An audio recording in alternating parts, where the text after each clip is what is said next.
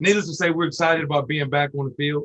Uh, we have 4 more practices to go to clean some things up before we kick off down in Atlanta. And the guys are really excited. The staff is excited. And obviously, the alumni and the fans are ready to roll as well. What is it that you've been working on during the off season to get ready to play some football again? Well, we went through a 9-week training program to really focus on strength and conditioning aspect. Then once we finished that, then we started, working a little bit more into the football aspect of things. But I thought it was a time for us to, really work on getting bigger, faster, and stronger this offseason. That's really where our focus was. Not as much X's and O's and, the schematics. But, we had a 9-week program with that. Obviously, we continued to work out after that. But then we transitioned a little bit more into football. How do you assess where your team is right now? It's hard to say. And I was telling somebody the other day, as a head coach, when the offense does really well at practice, you mad at the defense. And when the defense does really well at practice, you mad at the offense. So it's hard being a head coach. We'll see come Saturday. But I think that we have a lot of explosive players on the offense side of the ball. And I think our defense has grown tremendously since the start of camp. We got a couple new faces out there. And, I'm really pleased with the progress that they've made on that side of the ball. What can you tell us about what you know about your opponent, Alcorn State? They are a confident group. They're a confident bunch. And, when you won championships in the past or the past couple of years, that's usually what you get.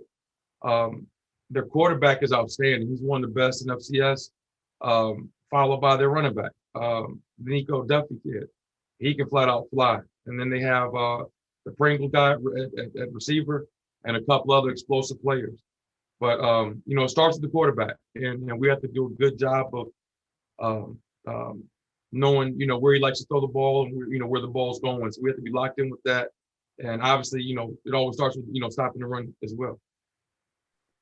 Speaking of quarterback, everybody's going to ask about the quarterback position. So can you talk about the quarterbacks? We had one heck of a battle all camp long. And, I'm really pleased with the 3 quarterbacks that we have. The 3 scholarship quarterbacks that we have, I'm really pleased with all 3 of them. I end up coming down to Pee Wee and Walker Harris. So, both of those guys are really a 1A and 1B type quarterback. I think both of them could lead our team. Both of them had a great camp.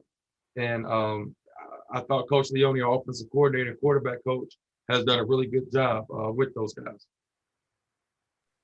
Talk about Coach Leone, the team coming in this year, 2 new coordinators, both offensive and defensive coordinators with Matt Leone and Juan Navarro. Talk about how that has been progressing.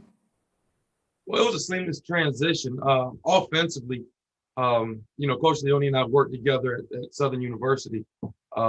So I knew his background and we worked well together. And then Coach Navarro obviously was on staff here last year. And, he was on staff with me when I was in Southern as my defensive line coach. So he knows what I expect defensively. I think we have share the same thought process with how we want to get things done. So, it wasn't a difficult transition at all. Playing in the MEAC SWAC Challenge this weekend, a game that airs live on ESPN, and College Game Day is going to be there. What does this do for the exposure of the program and the university? You can't say enough about it. People that don't know anything about Alcorn State or North Carolina Central will be, tuned in. We're going to be on the show on that night. And then, obviously it helps with the brand of the university. It helps with recruiting. Our young men, when we recruit them, we tell them you're going to have the opportunity to play on, national television. And, I think our conference has done a great job with putting our brand out there. I think Dr. Wicker McCree has done an outstanding job as well. But, you can't say enough about it. And the guys are, obviously really excited to be on College Game Day as well as on ESPN. Okay, and we have a question from the one and only Jonas Pope. Jonas, my man. Go ahead, Jonas. Cal, I thought you was going to ask them all, man. Like, what are they doing over there? Coach Oliver, good morning. Well, like I said, good afternoon, man. Thank you for taking the time and speaking with us. Are you still in bed, Jonas? Am I still in bed? No. You're saying good morning and you won't turn your camera on. So My camera's not working for whatever reason. I'm gonna make sure I get that taken care of before the next Zoom. But I'm here. Trust me, it's me. I'm not in bed. I've been up a long day. Having not played in 300 plus days, I know you have a laundry list of things that you're concerned about during game week. But what's the biggest thing that you're worried about because you guys haven't been on the field in so long?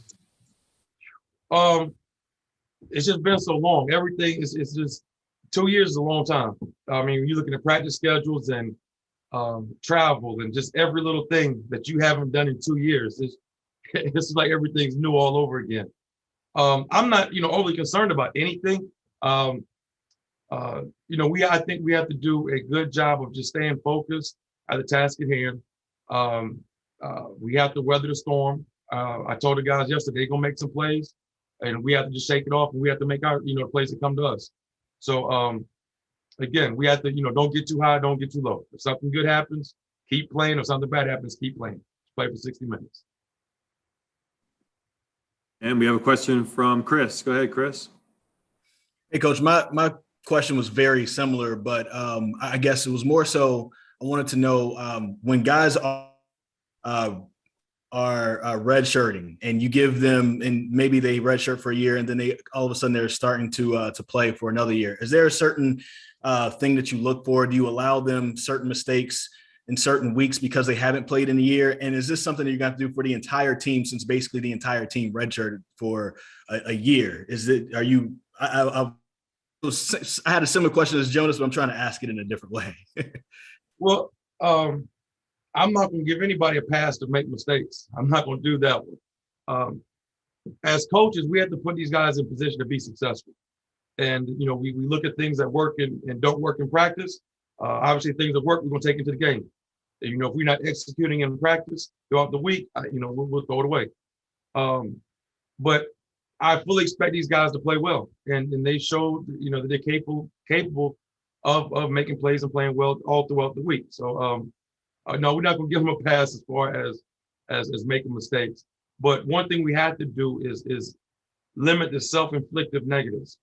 We can't kill ourselves, with pre-snap penalties, turnovers. We must protect the football and things of that nature. So just limit the explosive plays. Cool. Thank you. I have another question from Lawrence Davis. Go ahead, Lawrence.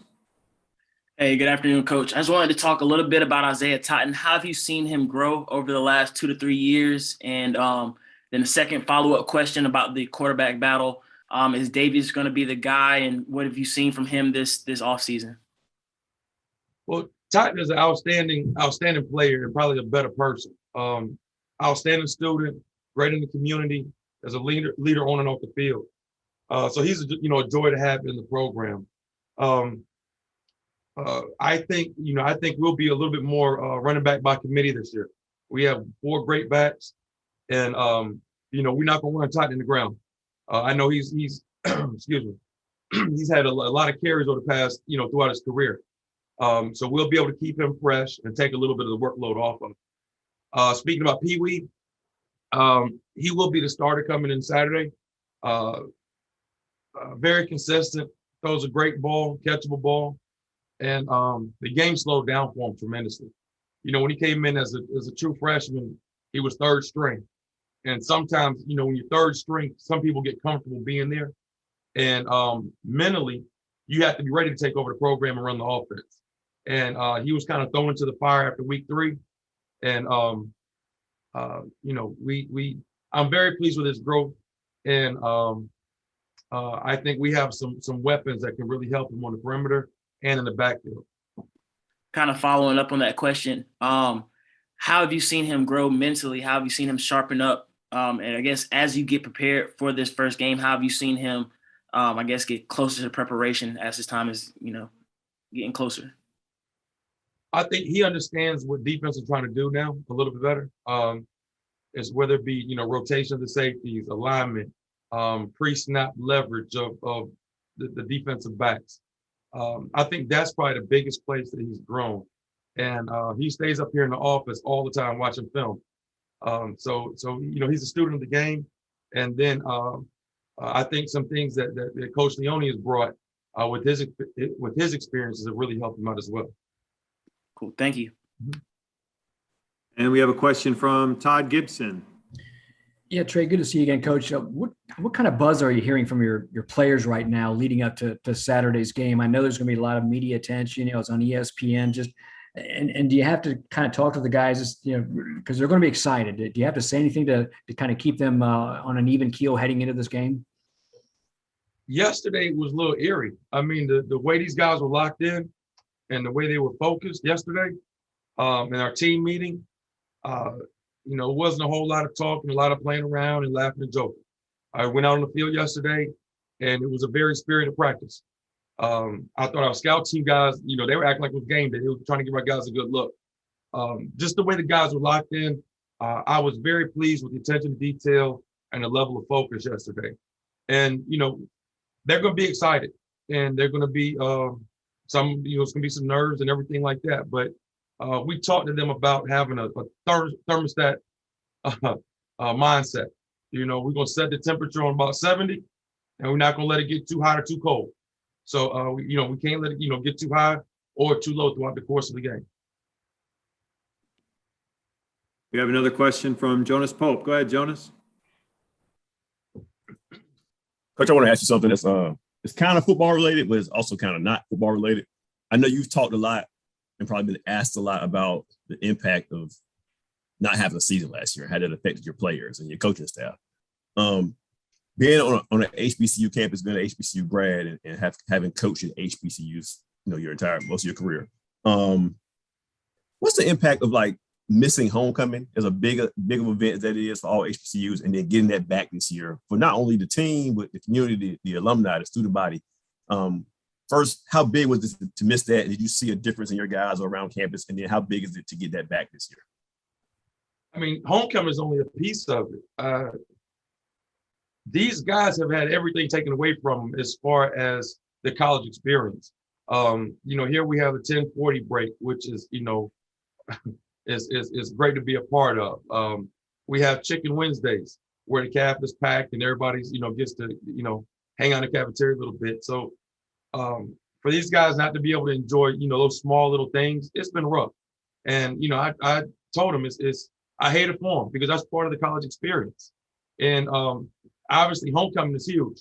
And I know the alumni are going to be excited to get back for that. And hopefully we'll be able to, have some decent capacity at the game. I don't know how many people they're going to let in. But, obviously being an HBCU, that has a lot to do with it. As a quick follow-up, did you feel like you missed out seeing some of your former teammates, seeing some of your former friends because you didn't get that last year? I mean, I know you were coaching, that's probably your main priority, but I'm sure when the game's over, you get a chance to reunite with some people you haven't seen in a while. Did you miss that last year because they didn't have homecoming? Nah, Jordan, I don't, after the games, I usually go ahead and take it to the house, go ahead and hang out with the family a little bit.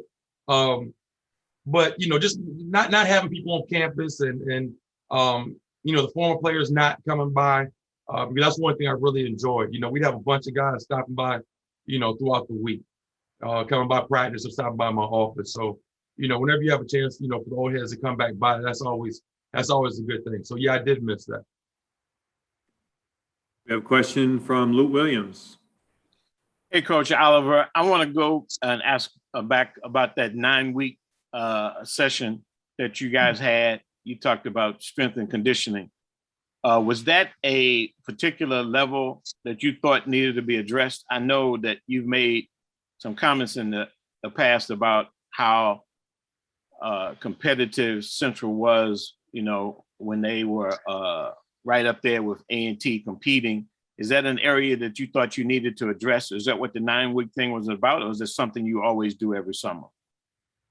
Well, we do it every summer, but this one right here, we sat down as a staff and looked at the number of workouts for each young man in our program. And some guys got shut down, quarantined, or had to go to isolation throughout the COVID while that was going on, pandemic. So although we had some workouts, you don't have the whole team there.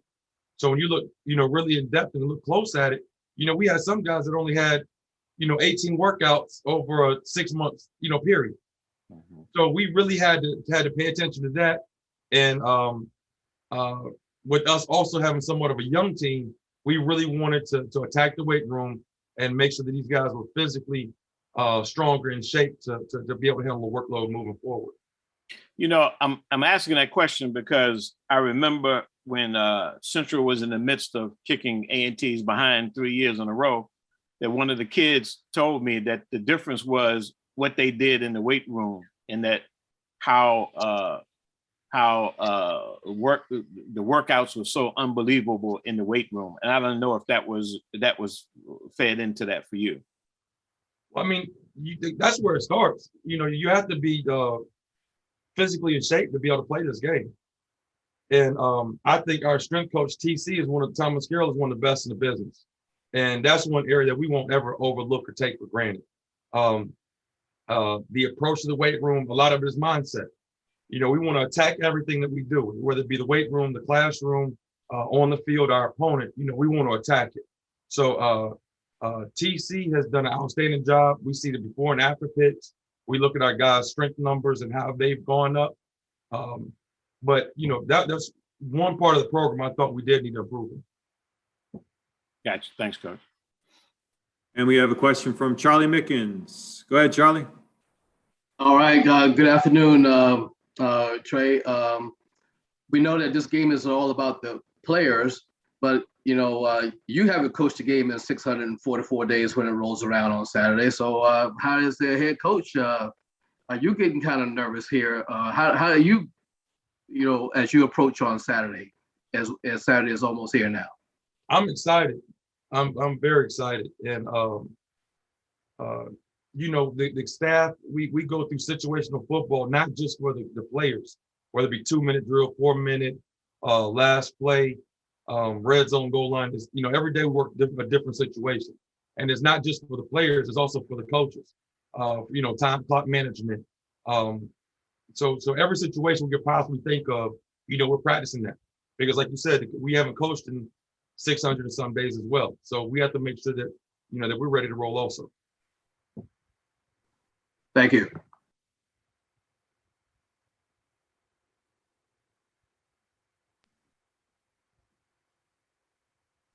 Coach, I've got a question for you. You entered the game. You've got 21 players on your team that have already earned their undergraduate degrees, including 8 grad transfers. And I know that you say typically you like to build the program with freshmen, but you did reach out and intentionally get some transfers this year. Can you explain why? Well, the transfers, most of them that we did bring in, we had an existing relationship with them. One of our new coaches recruited and coached 2 of the transfers at his previous institution. Another young man, Jaden Taylor, we recruited him from Northern High School. He ended up going somewhere else and wanted to come back closer to home. So a lot of these guys we already had a previous relationship with. And that's part of it. A couple other situations, you know, was a couple of gaps that we had to fill. And with the high school recruiting being so crazy, you know, these were older guys that we could bring in that would help us, you know, right away. Thank you. We have another question from Lawrence Davis. Hey, Coach. I know you guys have had a lot of success as far as defending the pass. What has kind of gone into that? You know, especially being a former player, what has gone into the preparation in that you know, defensive back room, and kind of talk about the preparation they have as far as challenging themselves to not allow those big plays to happen? Well, I think you know, our secondary coaches, Coach Greenwood and Coach Owen, do a really good job of having those guys prepared. They have, you know, a good idea about what's coming, whether it be by formation or alignment of receivers or personnel who's in the game. So a lot of it is pre-snap. And then after the ball snap, these guys, you know, they have a mindset, and these guys compete. They're very competitive, and they take pride in what they do. So obviously preparation, you know, plays a big role in it. But once the ball snapped, you know, the young men, they're making plays at you know, the right time. Cool. Thank you.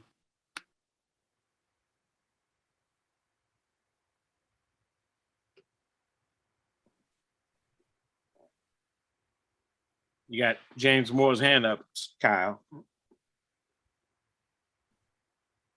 Kyle, you muted. Okay, go ahead, James. You can unmute yourself, ask your question.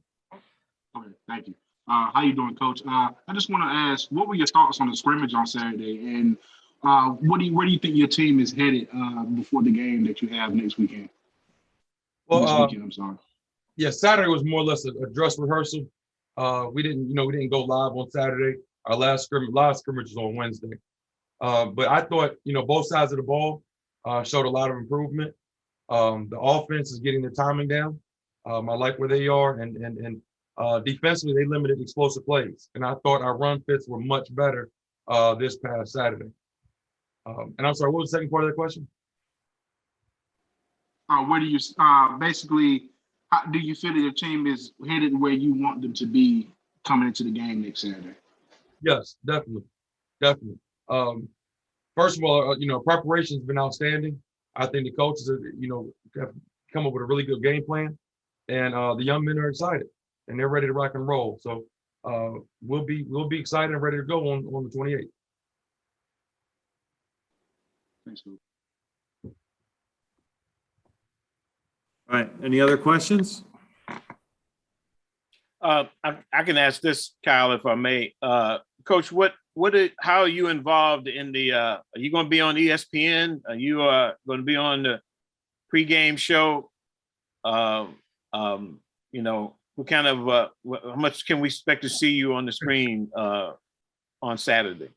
I don't know. Maybe a little bit at 7 o'clock on Saturday night. Maybe you might see me a little bit there, but all the other stuff, I'm gonna leave that up to Kyle and his folks. When do you guys leave? We'll practice Thursday morning, and then I think we're scheduled to leave here at 10:30. Are you involved? Was the team involved in the HBCU night with the baseball team on Friday? My God, should have been. No, sir. We try to keep our circle as small and tight as possible. So, as a matter of fact, we were in meetings Friday night, so I don't think any of our guys attended that.